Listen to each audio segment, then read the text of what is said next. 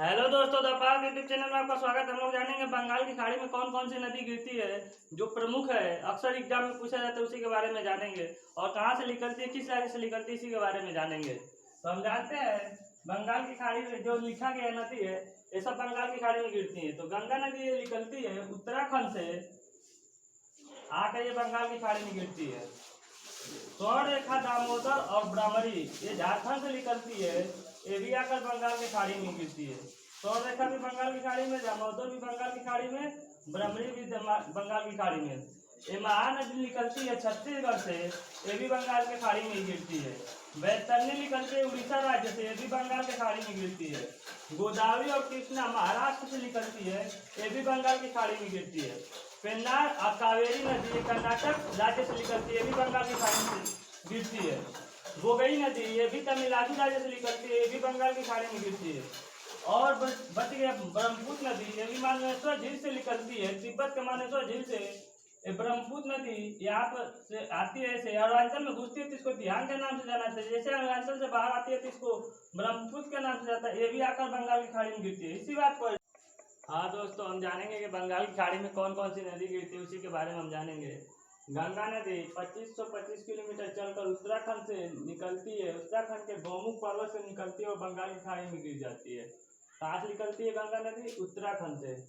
अब हम जानेंगे स्वर्ण रेखा नदी। स्वर्ण रेखा नदी 474 किलोमीटर चलकर बंगाल की खाड़ी में गिर जाती है। झारखंड के छोटे नागपुर पठार से निकलती हुई बंगाल की खाड़ी में गिरती है। इसके बाद है दामोदर नदी। दामोदर नदी भी 529 किलोमीटर का सफर करते हुए बंगाल की खाड़ी में गिर जाती है। ये भी झारखंड के छोटे नागपुर पठार से निकलते हुए बंगाल की खाड़ी में गिरती है। और जानेंगे ब्राह्मणी नदी। ब्राह्मणी नदी 799 किलोमीटर का सफर करते हुए बंगाल की खाड़ी में गिर जाती है। झारखंड के दुधावा पर्वत से निकलते हुए बंगाल की खाड़ी में गिरती है। इसके बाद हम जानेंगे बैतरनी नदी। बैतरनी नदी 360 किलोमीटर सफर करते हुए बंगाल की खाड़ी में गिर जाती है। उड़ीसा राज्य के गुप्त गंगा पर्वत से निकलते हुए बंगाल की खाड़ी में गिरती है। महानदी। महानदी 815 किलोमीटर सफर कर बंगाल की खाड़ी में गिर जाती है। छत्तीसगढ़ के सियावा पर्वत से निकलते हुए बंगाल की खाड़ी में गिरती है। गोदावरी नदी। गोदावरी नदी 1465 किलोमीटर का सफर करते हुए बंगाल की खाड़ी में गिरती है। महाराष्ट्र के त्र्यंबकेश्वर से निकलते हुए बंगाल की खाड़ी में गिरती है।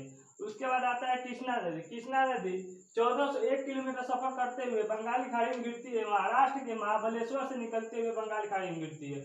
इसके बाद है पेन्नार नदी। पेन्नार नदी 597 किलोमीटर सफर करते हुए कर्नाटक के नंददुर्ग पर्वत से निकलते हुए बंगाल की खाड़ी में गिरती है। इसके बाद से कावेरी नदी। कावेरी नदी 800 किलोमीटर सफर करते हुए कर्नाटक के ब्रह्मगिरी पर्वत से निकलते हुए बंगाल की खाड़ी में गिरती है। बोगई नदी। बोगई नदी 288 किलोमीटर सफर करते हुए तमिलनाडु से निकलते हुए बंगाल की खाड़ी में गिरती है। ब्रह्मपुत्र नदी। ब्रह्मपुत्र नदी तिब्बत के मानसरोवर झील से निकलते हुए बंगाल की खाड़ी में गिरती है। तो हम लोग बहुविकल्पी प्रश्न पढ़ेंगे। देखिए, गंगा नदी की लंबाई कितनी है? तो हम लोग पढ़ चुके हैं, गंगा नदी की लंबाई 2525 किलोमीटर है, तो हम लोग क्लिक कर देंगे। ब्रह्मपुत्र नदी की लंबाई कितनी है? तो हम लोग पढ़ चुके हैं, तो ब्रह्मपुत्र नदी की लंबाई 2900 किलोमीटर है। गोदावरी नदी की लंबाई कितनी है? तो गोदावरी नदी की लंबाई आपका 1465 किलोमीटर है। कावेरी नदी की लंबाई कितनी है? तो कावेरी नदी की लंबाई 800 किलोमीटर है। ब्रह्मपुत्र नदी ब्रह्मपुत्र नदी का उद्गम कहाँ से होता है? तो ब्रह्मपुत्र नदी का उद्गम आपका मानेश्वर झील से होता है। कृष्णा नदी कहाँ से निकलती है? तो कृष्णा नदी आपका निकलता है महाबलेश्वर से।